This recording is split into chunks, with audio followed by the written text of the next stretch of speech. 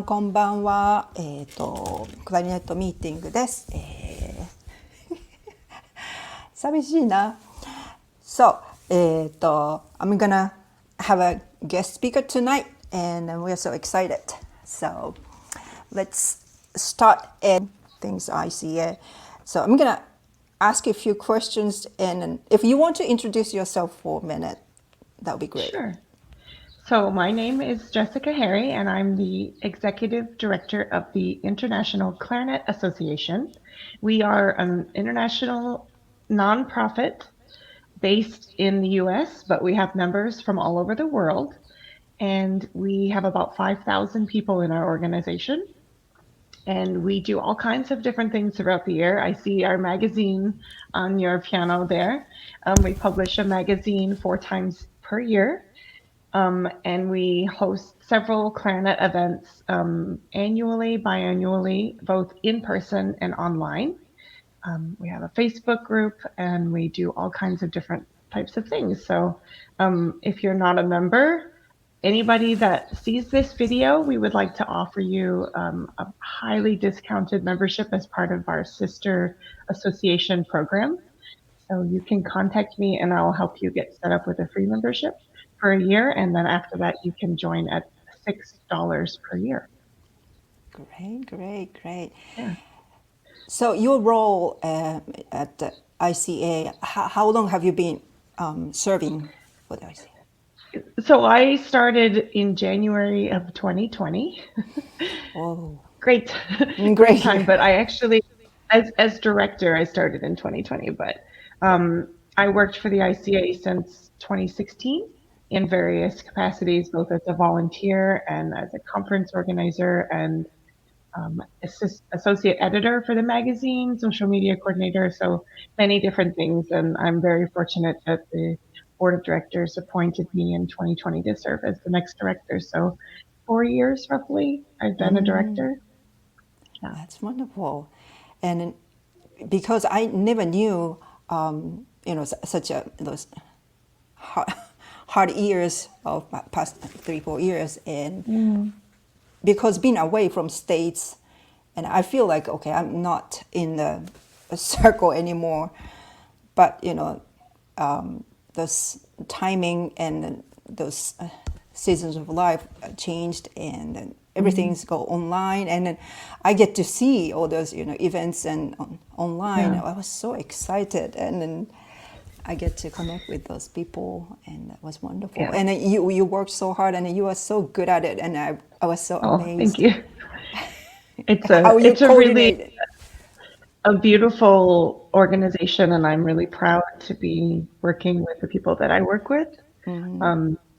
So we have a lot of things that we started, actually, as you mentioned, during the pandemic, because it was such a difficult time for everybody, and I think people really wanted to get closer when they felt so far away from one another. So it's been really a benefit for us, even though it was such a sad time. But we are using the things that we learned during the pandemic to continue to stay connected to people while we're not in person.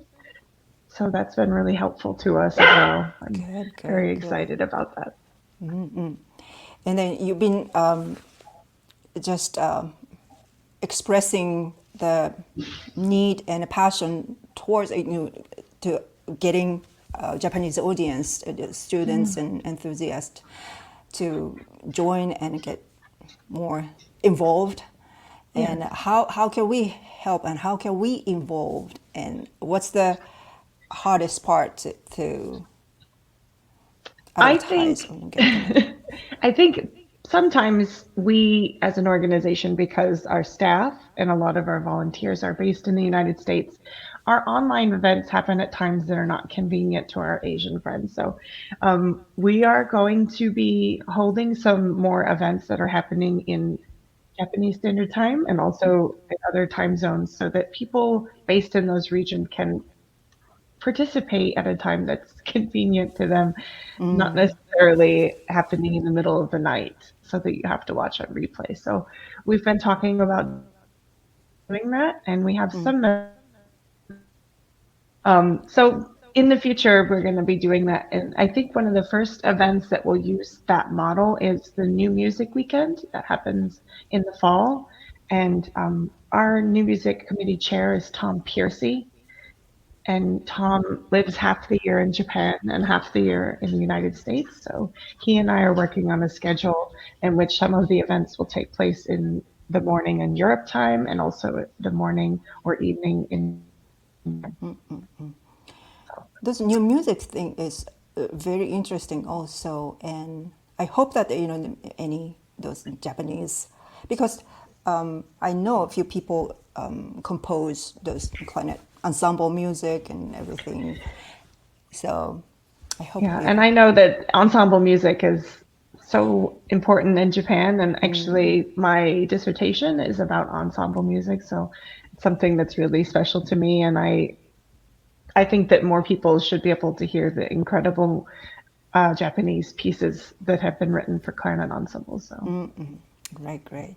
And another thing, since those pandemic taught us to, use those online tools, and I've seen those clarinet enthusiasts in U.S. How do you view what their interest and what they're hoping to gain, or do you have any? When I took my position, it was my priority to make sure that every person that plays the clarinet, be it a professional or an enthusiast, felt welcome in the ICA as a member, and that we created content and opportunities for everybody, so that they felt that no matter what their skill level, or if they just started or been playing for 50 years, that they could learn something and be valued as a player. So every event that we hold, we keep in mind that audience as a cornerstone of who we are. And I think you've probably seen over the last several years a shift in the culture and the way that we address people. Our Clarinet Fest has so many opportunities where you can go and play now. We have reading sessions and warm-ups and choirs that you can play in. And the enthusiast committee that we have on our organization has been planning more and more ways for our enthusiast players to be involved with that organization. So it is my most important thing. How do you view the enthusiasm? They're willing to involve and willing to, what's their a first important, what are you willing to the ICA to offer? I'm not sure. I mean, so to me, they are the most important people in our organization. And what I hope every person, even if they are playing professionally, that they view themselves as an enthusiast as well first, because we have to have enthusiasts for our instrument to grow as musicians and to share our love with other people. And that kind of enthusiasm is necessary for people to enjoy playing and enjoy listening to what we do. So without an audience, you're just playing an instrument and not performing. So do they have those own community bands, community ensembles they can involve in each state? Yes, we have state chairs and country chairs, and we've been trying really hard to encourage them to get out into their area. And some of them have formed their own community clarinet choirs. And US has a pretty good community band and community choir, I guess, presence. So I know that Japan is second to none with their clarinet choir ensembles and bands. So I think we have a listserv that just lists country and name of ensemble and contact information for people who may want to get involved in a local clarinet choir. Say they move to a new place and they want to find somewhere to play. We have a list that the enthusiast committee has put together on our website. So we could add certainly Japanese ensembles and contact to that list as well. And one of the things that I'm looking into is creating a private lesson teacher database as well, so that people who are starting to play could find someone that they could study with in the place that they live. So do those enthusiasts take private lessons or just being involved in the ensembles more like? I think it depends on their wishes and maybe their financial position or things like that. But a lot of them do. And we have in the United States and Canada, there is an organization called New Horizons, which New Horizons is an organization for senior citizens, for older people who want to learn an instrument for the first time. And that organization does band and clarinet choirs as well. And a lot of those people don't really take private lessons, maybe one or two, but they get a lot of their coaching in the ensemble setting. So it's very free and open. And many people also use online communities like yours to grow and learn if they're financially not able to afford private lessons, because it is expensive and is investment for those kinds of things. So I think there's a variety of things like that. We actually also have a program called Give a Lesson, Take a Lesson, in which some of our professional members offer free lessons to people who don't have financial capacity for that. So that's on our website as well. Very nice. So my like a personal environmental challenge here is we are far from the big city, and there are less and less schools and less students, and the only several, adults enthusiasts. So it's hard to, and many students who are involved in the school bands, and then they don't have time to take private lessons, and so as an instructor, I don't get to ask for lessons much. So do you see those similar situations in US? It's more common in rural areas, just like you said, in places that are not city centers, but also in city centers for us, we have some very poor school districts where the band programs are underfunded or not funded at all, so they don't have opportunities for instruction at all. And actually this year, our organization received a grant from the Ohio government to go to the Columbus City Schools and help clarinet players there.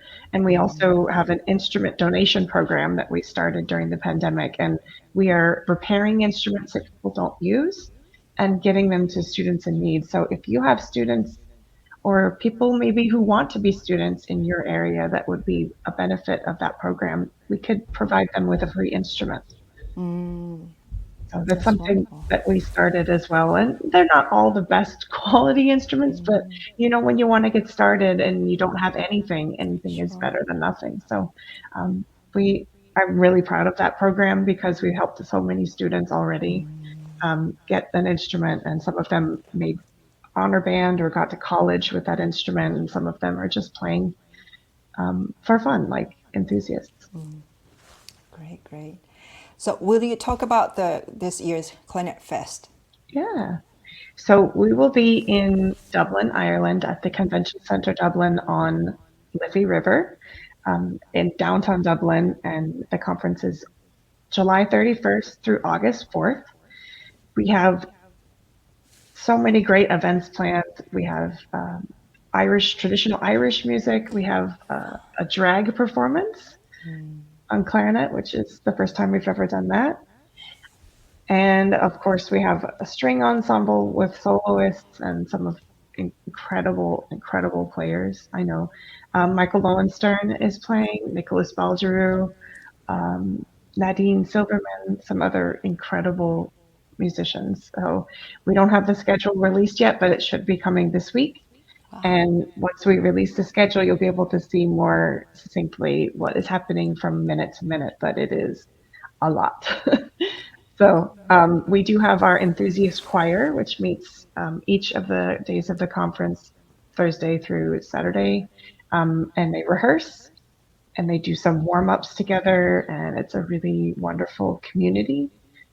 building opportunity to meet people from Europe, from Asia, from Latin America, all different places, and all get together and just play some clarinet choir music in a performance. So we have that. We have competitions happening.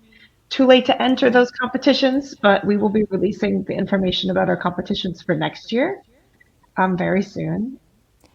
And then I also want to invite any bass clarinet players.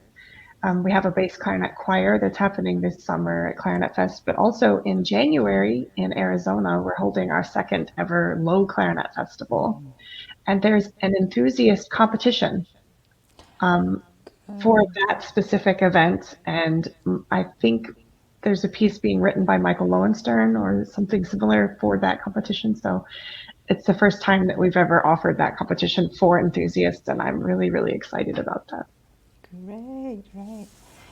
So when I joined a few years of ClarinetFest back in 90s, and well, that was fun meeting so many clarinetists, and I was involved. I compete with the competitions, and that was great time. And I never seen all the clarinetists at one time. And I think in the 90s, my first Clarinet Fest was 2006. And even since 2016, the Clarinet Fests are much different. The feeling is much different. It's not, I would say, we use the word snobby, a little bit elite feeling, but it's much more, everybody is happy to see you and talk to you. So it's not intimidating, I don't think. I feel like it's much different and big. It's very big. Also, probably the world's largest exhibition of clarinet merchandise in our exhibition hall. That's something that we do every summer. In Denver last year, we had 1,900 people. Wow. So it's very, very big now. Wow, it must be, a lot of work to organize for us. Yeah. How many staff were working, especially for the Clarinet Fest? I'm basically the only paid staff aside from our journal team, which is 2 people, and then we have volunteers who plan the conference. So there's 3 artistic directors for Dublin, and then they have probably 60 or 70 volunteers on site who help direct people and manage doors, and it's a lot of people. Great. Actually, volunteers, if you want to volunteer for Clarinet Fest, you get in for free. And you work, 10 to 20 hours during the conference, and then we work around some of the events that you want to see, and you get to meet and talk with people as a volunteer. And do we get to see live performances? Of course. Online. Oh, online? Yes, I think there will be some that will be broadcast. Yeah. So it'll be Dublin time. So that's even weirder time for you all, but It's exciting. Do you teach, or what's your daily life like? Yeah, so this is my job primarily. It's a full-time job, but I do have a private studio in Columbus, Ohio. And I play occasionally. I have a clarinet, cello, piano trio that I perform with that's based in Seoul, actually. And we're on a brief hiatus because my pianist just had a baby.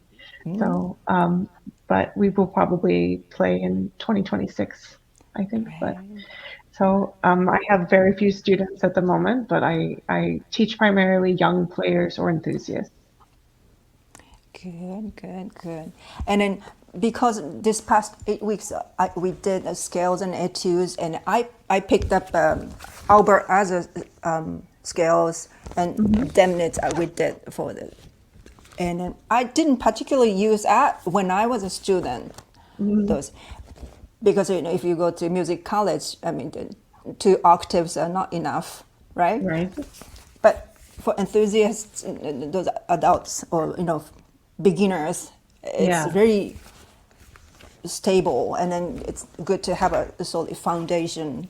And those resources and information, I would like to see if ICA offers those. I think that's something that we're working on a music database that we're going to add, but I think that's a resource that we can certainly ask some of our committees to gather. And it might be helpful to provide publishing or purchasing links for people in different regions. Those two are great. Everybody knows the Albert. I worked out of Berman. Of course, I feel everybody worked out of Berman in undergrad. And then I also did Yedel, which goes up much higher.